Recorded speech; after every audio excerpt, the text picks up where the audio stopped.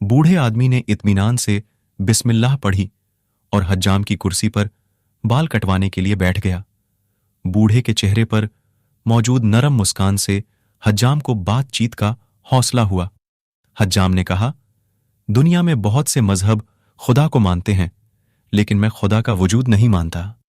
मुसलमान बूढ़े ने पूछा, क्यों नहीं मानते?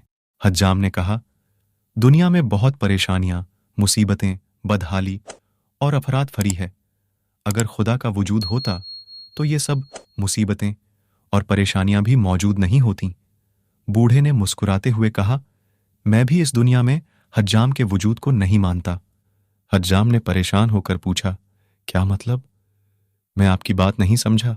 बूढ़े ने हज्जाम की दुकान से बाहर गुजरते एक गंदे और लंबे बालों वाले शख्स की तरफ इशारा करके कहा, क्या तुम इस शख्स के लंबे और गंदे बाल देख रहे हो?